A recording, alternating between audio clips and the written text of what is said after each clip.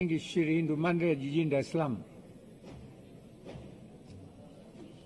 Karibuni sana. Mheshimiwa Halima, jiandae naibu waziri. Mheshimiwa Naibu Spika, nashukuru. Mimi nitatambua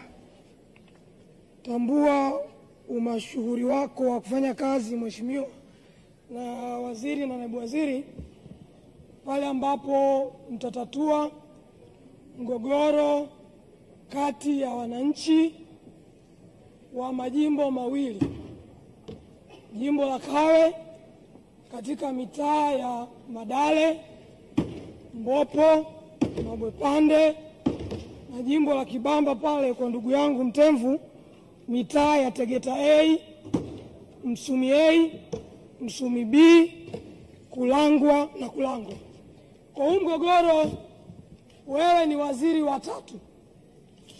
Nilianza kueleza hapo bungeni wakati waziri akiwa Mheshimiwa Mabula akashindwa kutatua. Nikaeleza waziri alipokuwa Jerry Silaa akakwama kutatua.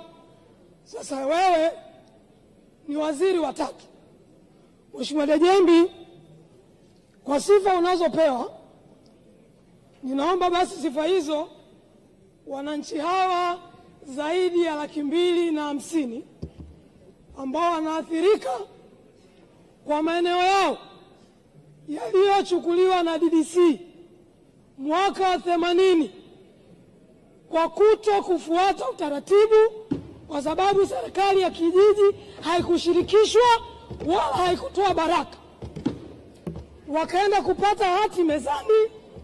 Hati ilikuwa inawataka kwa maelezo yao wafanye kilimo na ufugaji. Miaka 50 baadaye hawajawahi kufuga kuku wala hawajawahi kulima bustani ya mchicha.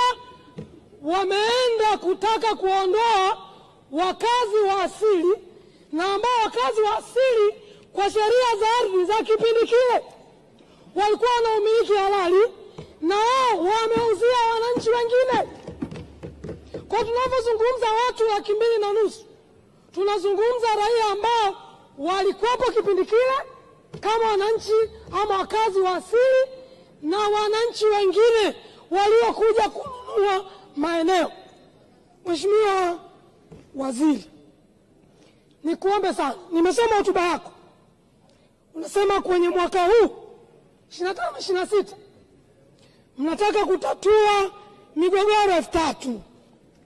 Ninaomba kwa hisani kabisa, eneo hili ama mitaa hii 7 niliyokutajia ambayo yanaingia kwenye jimbo la Kawe na jimbo la Kibamba, katafute ufumbuzi. Hali za wananchi ni ngumu tunavyozungumza. Ni bahati mbaya viongozi waliopewa dhamana kwenda kuhudumia wananchi, kwenda kuwasikiliza wananchi, kwenda kutatua migogoro kwa busara, wametukua watumia busara. Mkuu wa wilaya ya Kinondoni, mkuu wa mkoa wa Dar es Salaam, mwenyekiti wa CCM wa mkoa wa Dar es Salaam, jeshi la polisi na mitutu ya bunduki linasumbua raia wa Tanzania. Mheshimiwa Waziri, hapa nina matangazo mawili. Hili jambo lingeshughulikiwa na Mheshimiwa Mabula, hili jambo lingeshughulikiwa na Mheshimiwa Jerry Silaa, haya matangazo mawili yasingetokea. Kuna tangazo la tarehe 10 Februari 2024 limesainiwa na mkurugenzi wa manispaa Kinondoni, anasema anaenda kuuza viwanja vya halmashauri Mabwepande. Tangazo la pili tarehe 9 Mei 2025 limesainiwa na Shedrack Maximilian, anaenda kuuza maeneo. Na mbaya zaidi, watu wamejenga nyumba zao, watu wana viwanja vyao, viwanja vyenye nyumba na viwanja ambavyo havina nyumba vinauzwa wakati wananchi wako ndani ya ardhi yao. Hii ni nchi huru. Ardhi ya Tanzania ni mali ya Tanzania. Mheshimiwa Rais amepewa dhamana, tunaomba usaidie kumaliza huu mgogoro. Mheshimiwa, taarifa Mheshimiwa. Mheshimiwa Naibu Spika, anazungumza nusu vizuri, nusu haijakaa vizuri, na kwa sababu kanishirikisha na nafasi ya kumpa taarifa. Serikali imejitahidi kwenda na huu mgogoro kwa hatua, na hatua ya kwanza waliofanya chini ya mkuu wa mkoa wa Dar es Salaam, maeneo ambayo hayajavamiwa tayari.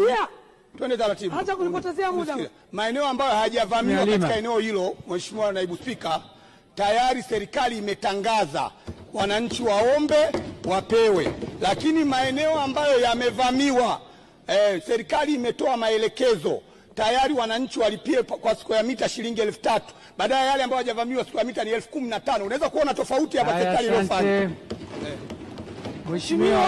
Waheshimiwa, tunaendesha bunge kwa kanuni. Taarifa ni sehemu ya haki ya mbunge ndani ya bunge,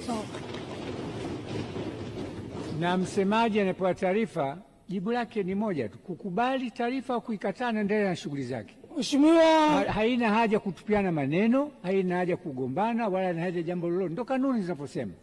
Na Mheshimiwa Halima, wewe ni mwanasheria, hizi kanuni tumetunga pamoja. Endelea.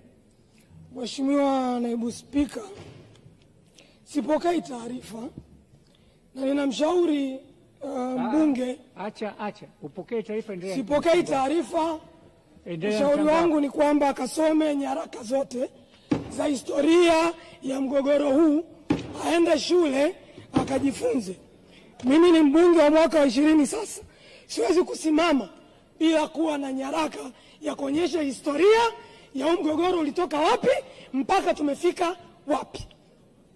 Mheshimiwa Waziri, mgogoro huu unahusisha maeneo ambayo yana shule zaidi ya 15, yana vituo vya mafunzo vya serikali, kuna zahanati zaidi ya 3, kuna viwanda zaidi ya 5 Mheshimiwa, kuna taasisi za kidini zaidi ya 6, kuna makanisa, kuna ofisi za serikali, kuna maeneo ya wekezaji, kuna maeneo ya maziko, na kuna vituo vya kulelea watoto yatima.